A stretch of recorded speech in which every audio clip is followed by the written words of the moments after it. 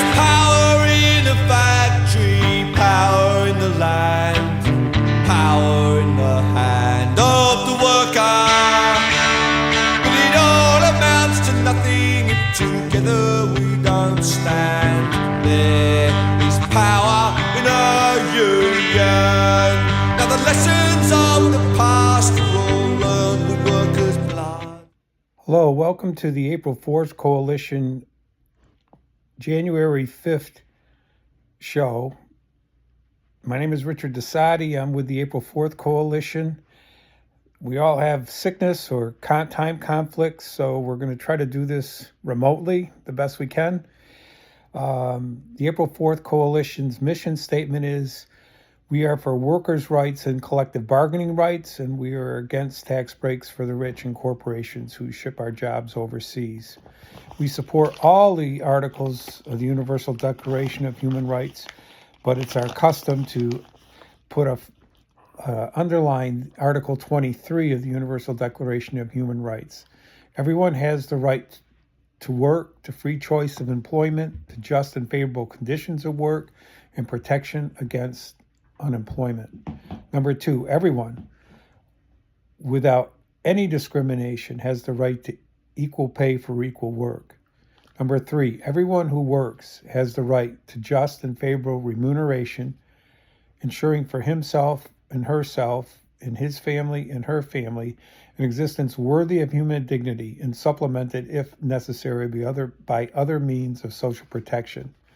And number 4, everyone has the right to form and join trade unions for the protection of his or her rights. It's been a very eventful weekend, and we wanted to share some information about the recent events of President Trump invading Venezuela. I'd like to look at Pod Save the World and show the first 15 minutes of their podcast that explains what happened and what the ramifications could be. I encourage you to watch the entire podcast on YouTube. And then also after that, there's another segment, Strict Scrutiny, which is a legal podcast, which talks about the legal implications of what has happened in Venezuela. And so we're just going to go back to back from Pod Save the World to Strict Scrutiny. You're going to show the first 15 minutes of Pod Save the World, and then we're going to show from 2 minutes and 12 seconds to 18 minutes and 34 seconds of Strict Scrutiny, which is a total of 1622. They both provide a good background as to what's going on. It's always difficult when you just are getting the information right now on what's happening. It's best to get as many sources of information and then make your judgments from there and let your elected officials know your feelings about our democracy and international law.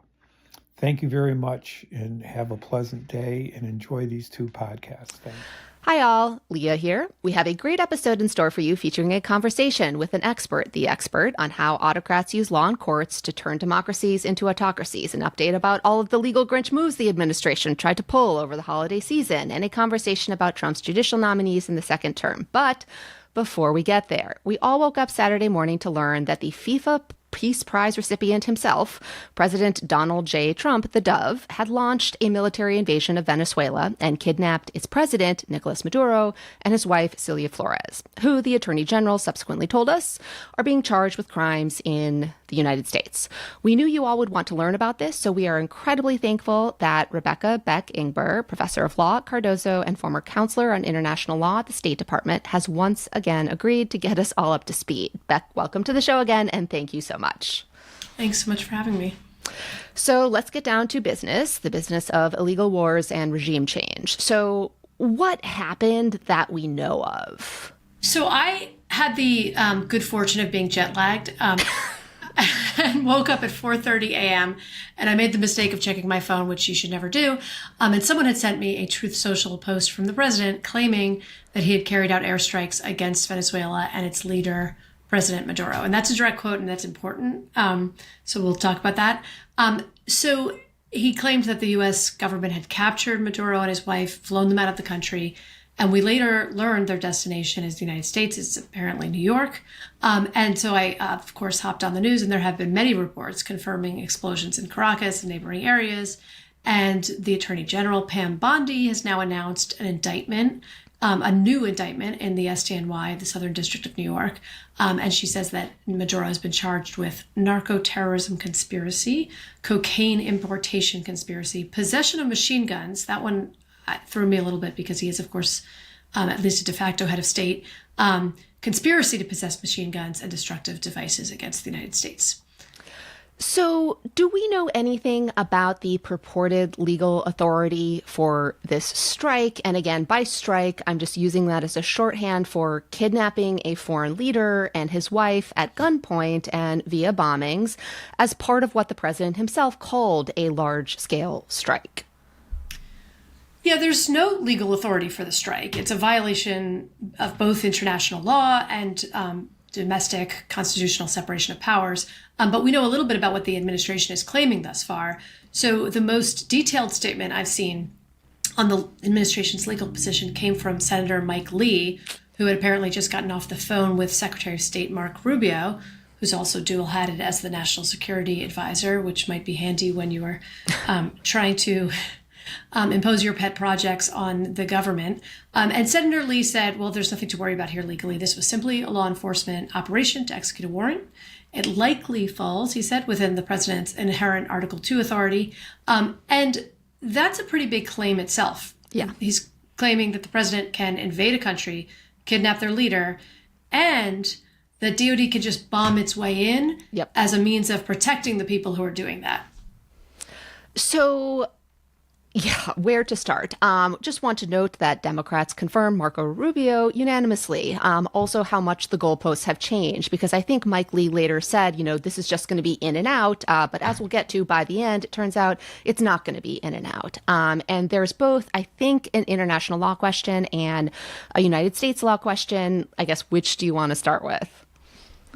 We can start with the international law, and it's pretty direct. So the UN Charter prohibits the use of force as a tool of policy. And this is, in my view, the backbone of the entire modern rules-based international order between states. So the use of force is prohibited under the UN Charter with the narrowest of exceptions. The state has a UN Security Council resolution, which we obviously don't have here, and self-defense against an armed attack.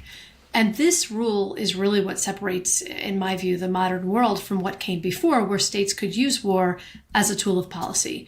So in this case, there's no UNSCR, there's no UN Security Council resolution. Venezuela committed no armed attack against the United States. There's not an imminent armed attack. There's no basis for self-defense. Now, it is possible that the U.S. government, if it's inclined at all to make an international law claim, might try to argue has stated that Maduro is not the legitimate leader, right. And might try to therefore manufacture a claim of consent from some government they choose to recognize instead. And recognition itself is a political act. The state can recognize. Are they just going to recognize some poster in Venezuela who announces that, they're the government? Right. It can't be used, whether or not the state can recognize anyone, right? It certainly can't be used as a loophole to undermine the prohibition on the use of force or other international rules. That would just be an exception that would swallow the entire rule. So that's international law. Okay. So that's international law. And I guess I just want to underscore, because we will talk about how there's no congressional authorization and whatnot for the strike. But what you are saying is, even if there was, that wouldn't make it legal, right? Absolutely. Yeah. Absolutely. Congress can't cure an act of aggression by the United States. Yeah.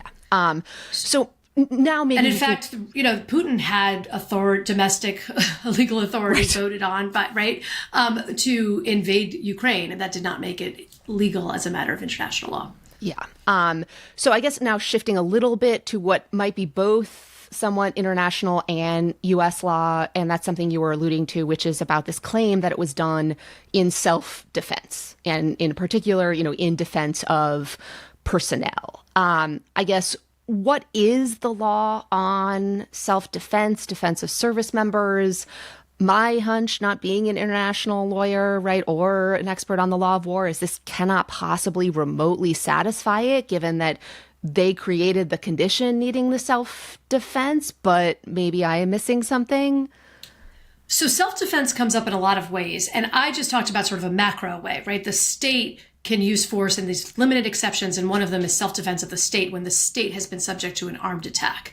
And as a matter of domestic law, Congress has the power to declare war. The Constitution gives that power to Congress. But it's fairly well settled that if the country were actually under attack, the president can use force immediately to repel attacks on the country.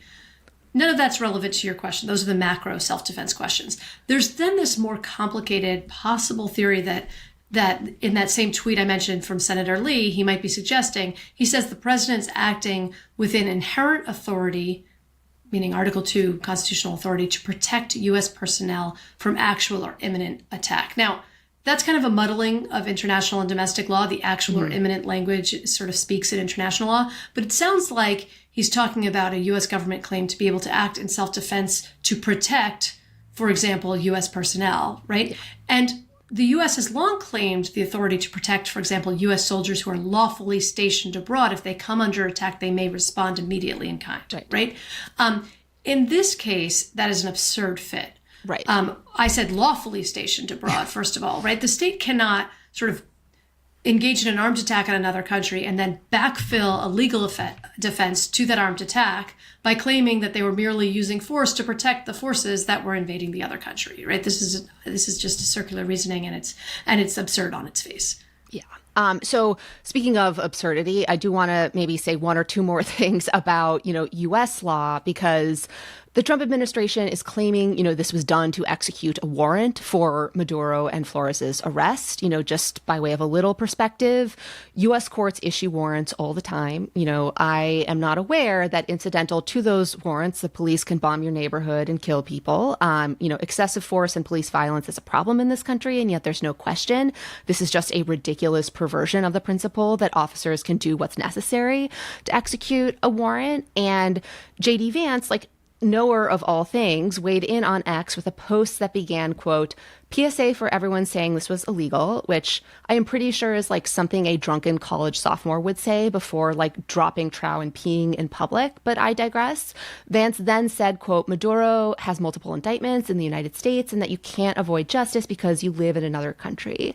Beck, I went to law school. I know JD went to Yale. I learned about a concept called jurisdiction, and it refers to the idea that courts' authority is limited over persons and topics. Is that possibly relevant here? Yeah, so there's a lot going on here. And what he seems to be suggesting is that somehow because there's an indictment out for an individual, we can therefore invade a foreign country. And that's clear. Mm-hmm. There's clearly no basis for that whatsoever. Right. But there is something else going on, which is that, which is the jurisdictional question for the courts to actually engage in and try this case. Can I stop you for 1 second? I just want to underscore the first point you said, which is just because there's a warrant, it doesn't mean we can just invade a foreign country. If Joe Biden issued a warrant to arrest someone, I'm pretty sure the Supreme Court then wouldn't have said you have the authority to cancel student debt relief, right? The president needs authority, right, to do the things he is doing. Anyways, sorry, you were about to explain how courts were going to assess jurisdiction. So that's exactly right. And my guess is the courts won't even address the use of force question at all. Yeah. And that's because the government may well separately have evidence of criminal activity, and that criminal activity may have had effects in the United States, and that may well be enough for the courts to exercise jurisdiction. For example, if he had been traveling through the United States, putting immunity issues aside, which we'll get to, there would have not been a problem with jurisdiction. And this raises a really interesting question. What about the fact that he was brought here illegally? Do the courts care about this? And it turns out that for jurisdictional purposes, and this is just talking about this indictment in the SDNY, under Supreme Court precedent, the courts aren't necessarily going to look behind how a court ended up in their jurisdiction. Lawfully, unlawfully, not their business, says the Supreme Court. You're here now. That's what matters. Now, there is this immunity issue. Maduro is surely going to claim head of state immunity to suit in a foreign court. Yeah. My best guess there is that the Supreme Court will also decide that the president has absolute authority to not only recognize foreign governments, but to recognize heads of state or not recognize heads of state, and will leave that question to the president. So while the war is illegal, the use of force is illegal, the kidnapping is illegal, my best guess is those issues will not likely end up in court, and the prosecution itself will likely proceed.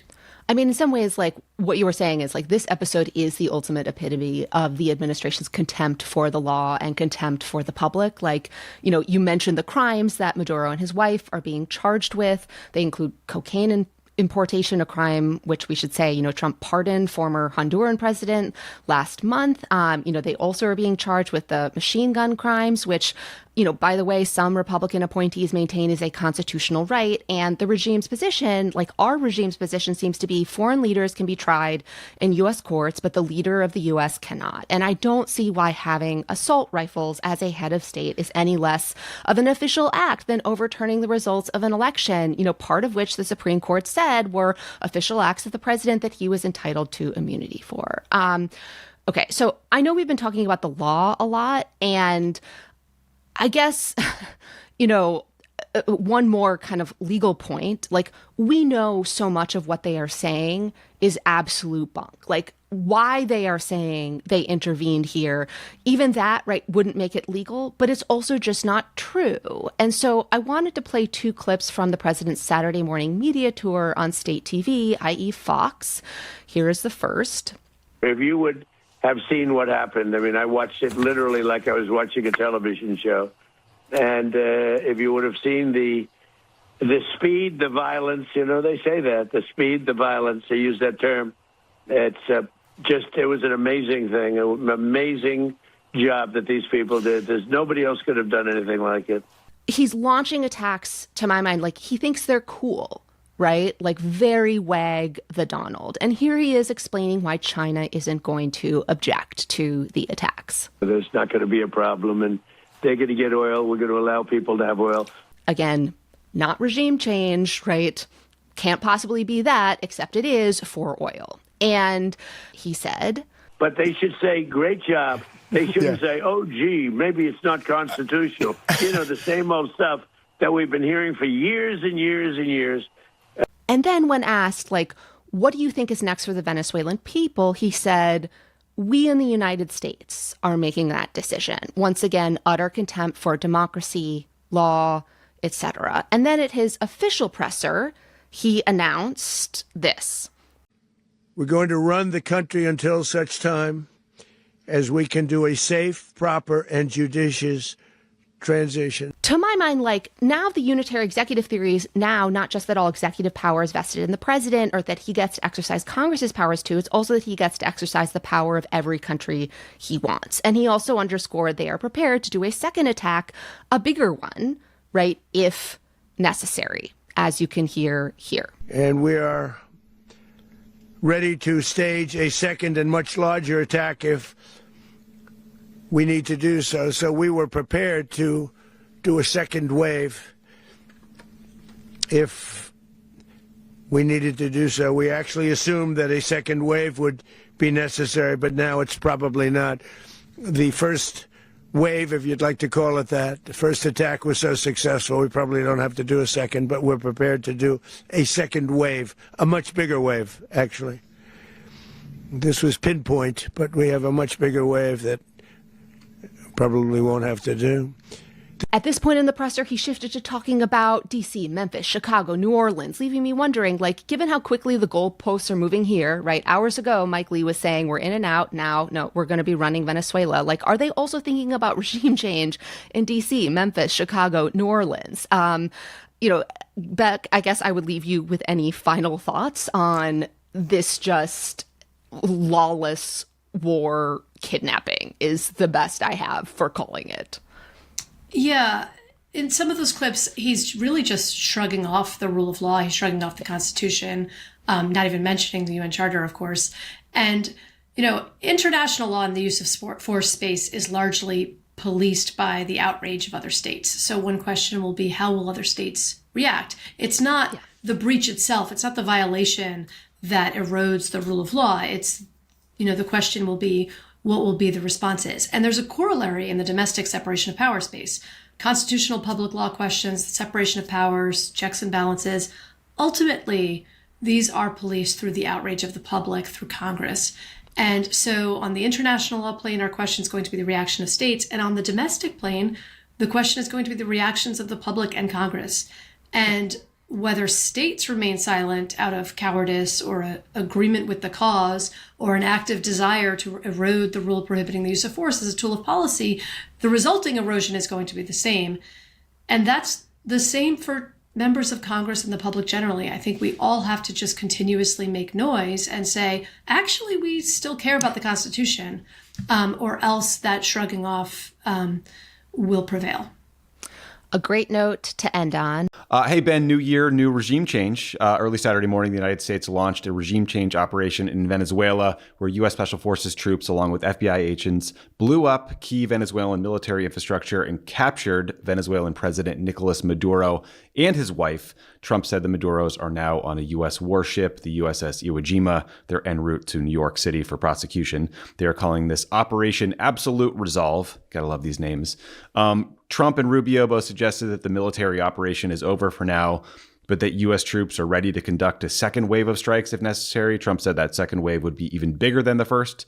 But in the interim, Donald Trump said that we, the United States of America, will be running the country of Venezuela. He literally said that the team of guys behind him would be in charge of a foreign country. That group was Secretary of State Marco Rubio, Secretary of Defense Pete Hegseth, John Ratcliffe, the CIA director, Dan Kane, the chairman of the Joint Chiefs, and Stephen Miller. So he's a viceroy now. I guess that collection of great minds is going to dictate terms to Maduro's former vice president, Delcy Rodriguez, who has since been sworn in as president, and I guess just run Venezuela as a vassal state through her.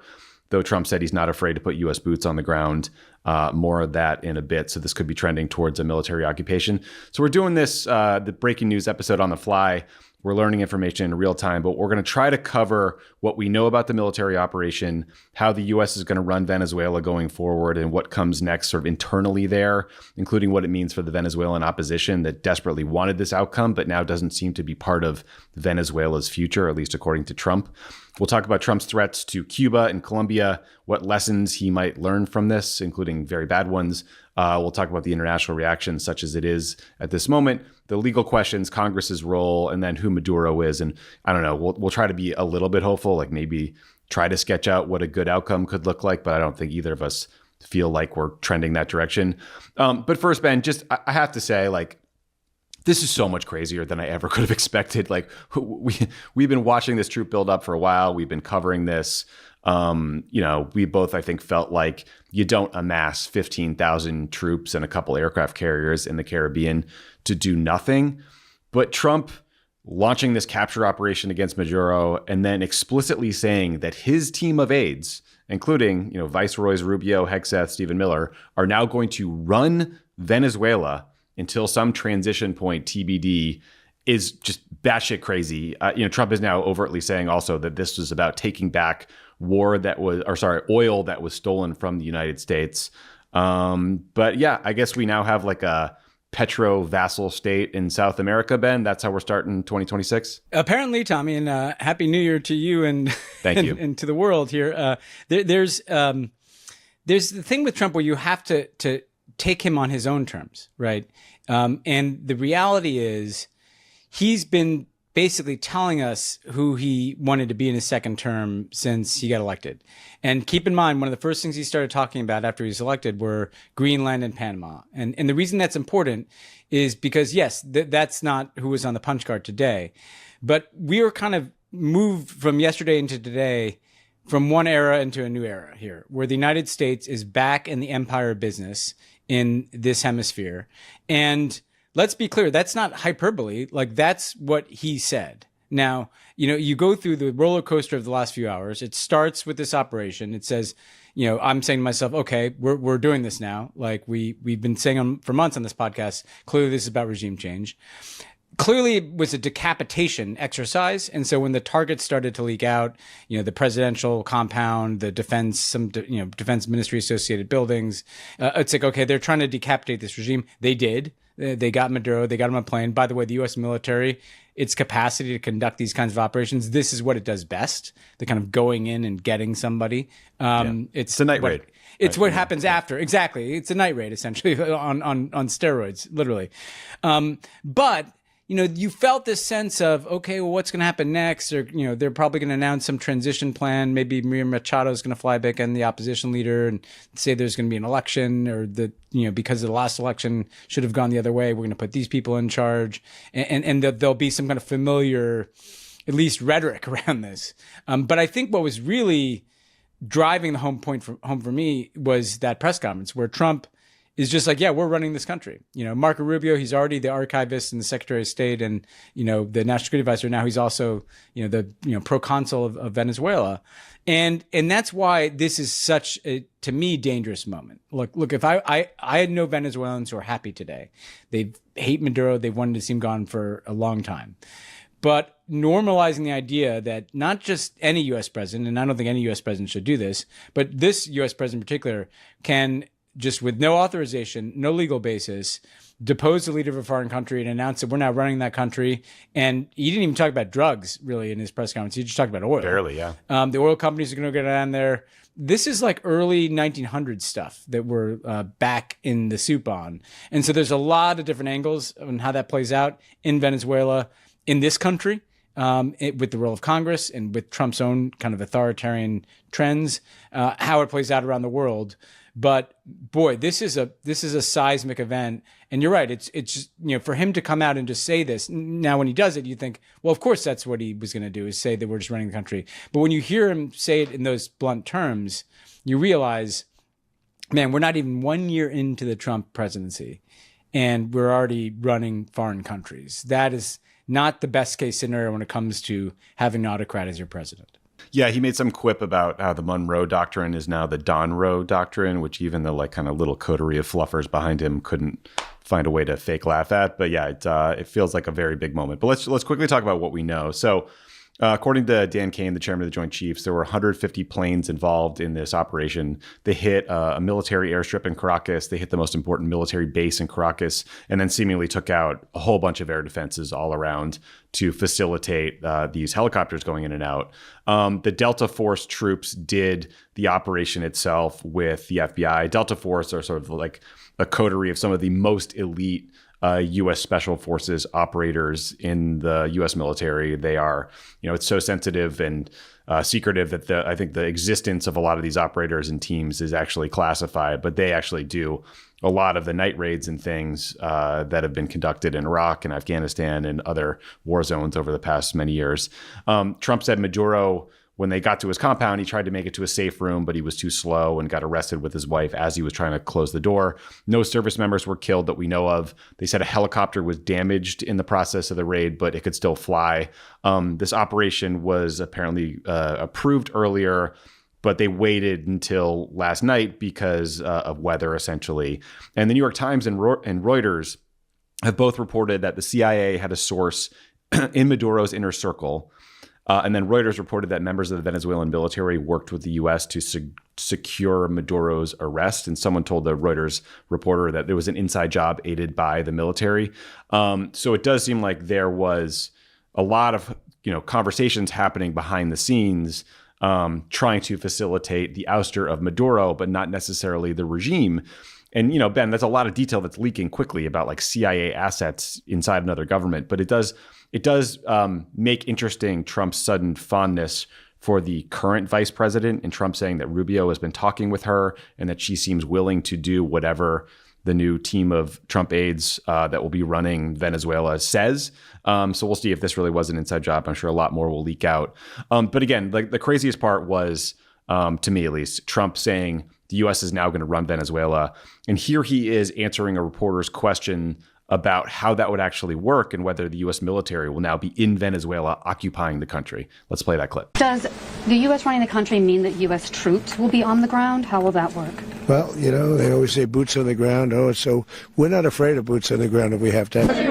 explaining the exact mechanism by which you're going to run the country? Are you going to designate a U.S. official to coordinate? Yes, it's all being done right now. We're designating people. We're talking to people. We're designating various people, and we're going to let you know who those people are. What's the group you mentioned that would run Venezuela? Well, it's largely going to be, for a period of time, the people that are standing right behind me.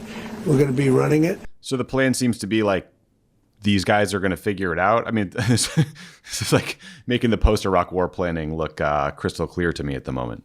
Yeah, wasn't subtle, but also wasn't detailed. And I think that kind of sums this up. On the operation, look, they were clearly planning this for months. You know, they were pre-positioning all these military assets. They're probably sneaking in CIA assets, probably Delta Force guys into the country so that they could have this kind of multifaceted operation. They were probably putting the squeeze on people in Maduro's inner circle and in the military at the same time that they were doing that. And look, that raises questions which we'll get to later, Tommy, because that means that they were lying to Congress the whole time, because there are people that were going up there and testifying that this wasn't about regime change. We're not planning regime change. We'll come back to Congress and ask you if we do regime change. So that's Trump's chief of staff very recently told Vanity Fair that airstrikes within Venezuela would require congressional approval. But then when asked today about whether Congress had even been notified in advance, Rubio said no, because this was like a hair trigger operation and it could have leaked. And then Trump jumped in and was like, well, in a lot of ways, they knew we were coming and have for a long time because there were a lot of boats out in the Caribbean. But yeah, no, we still couldn't have told Congress, which, again, he's completely undercutting his rationale. But sorry, continue. No, that's right. And also lying. I think there were even officials that testified this, similar to what Susie Wells said. But then on the what happens now, it's clear what the path that they're going to try to execute here, which is that you have Maduro, an ideological guy clinging to power, running the place as an autocrat, but you have powerful actors inside Venezuela, like the military, that controls, not only a lot of the guns, but also kind of some of the black economy that's emerged. And essentially what Trump's trying to do is go and keep this kind of rotted state in place underneath essentially the United States running the place, say to them, starting with the vice president, if you don't basically allow us to run your country, we might just arrest you like Maduro, and he kind of made threats like this. And he's kind of explicit threats. Yeah. Yeah. And so what's interesting is he's not saying what you'd expect, which is, we're going to come in, we're going to install the person we think ran the last election, or we're going to say that there's going to be an election in 60 days. And who knows, maybe we'll get some of that later.